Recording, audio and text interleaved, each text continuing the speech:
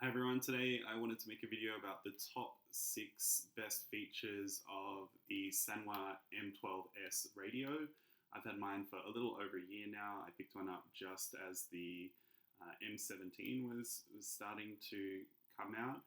It's an older radio now, but is still very capable, and you can pick up a great deal on these. So I wanted to run through what some of the best features are.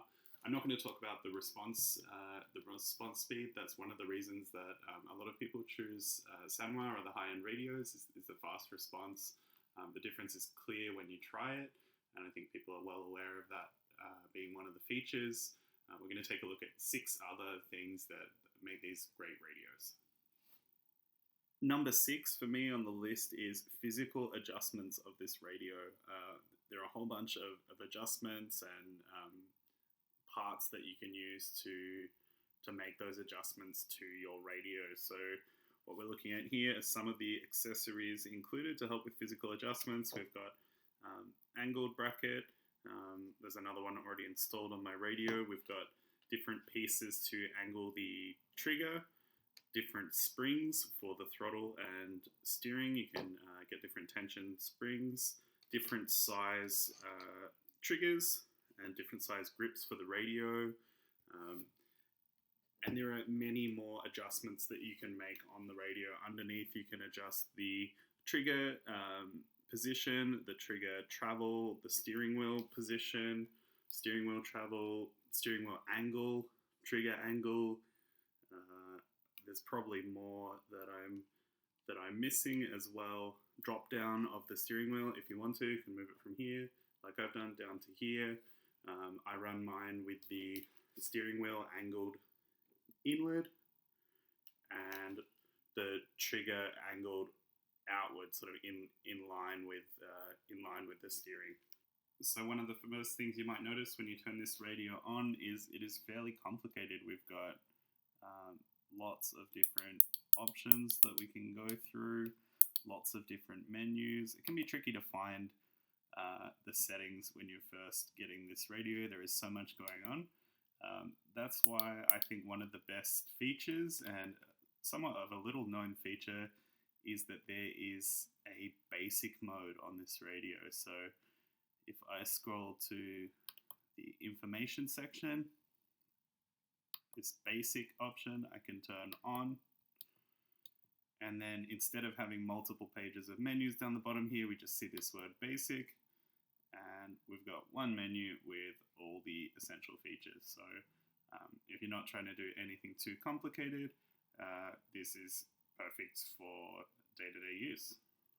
Another very cool feature of this radio is the direct model select feature. There are 3 buttons that you can hold on the radio to boot directly into particular models. So if I hold my back button and turn on the radio, I've currently got that linked to my VRC profile on the radio. If I hold back, I think I get buggy, and forward will give me truck when I hold those buttons down as I power on the radio. Some of the other Sanwa radios have slightly different versions of this same feature, but I find this one is very convenient. Let me show you how we can use direct select mode. So I go into system, DMS, and then here you've got the key assignment, the left select, right select, and the back, and you can choose which model you want to assign to those functions. If you've been running your radio with basic mode off, you might have noticed this custom menu down the bottom of the screen here with a bunch of features, and thought, like, what's so custom about that?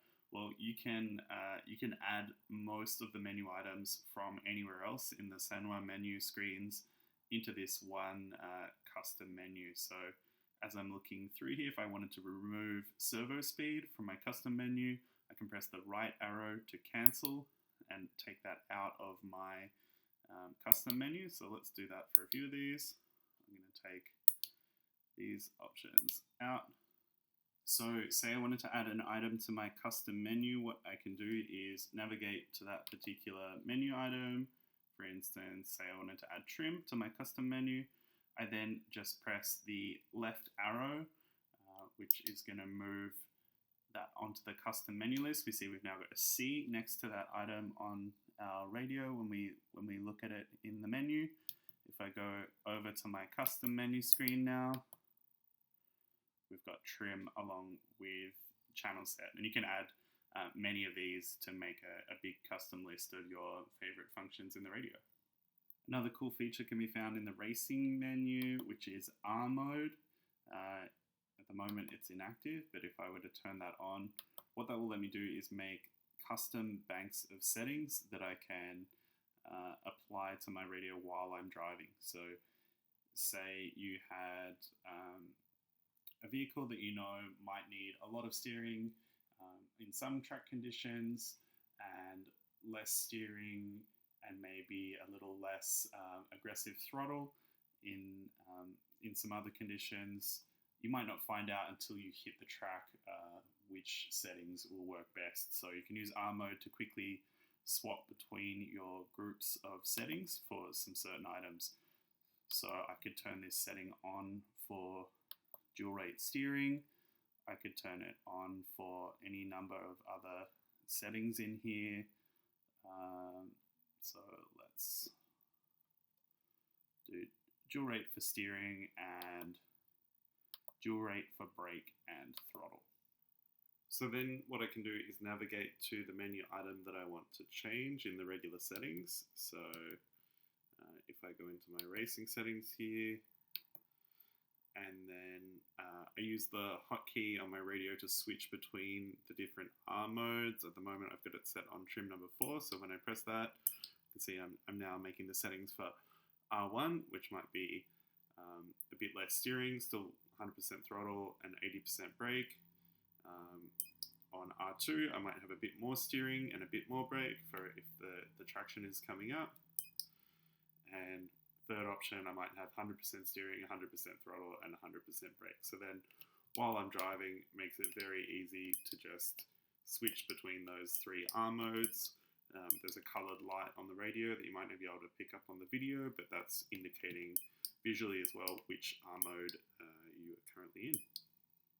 Alright, and our last feature, and maybe the top feature, isn't really a Sanwa feature at all.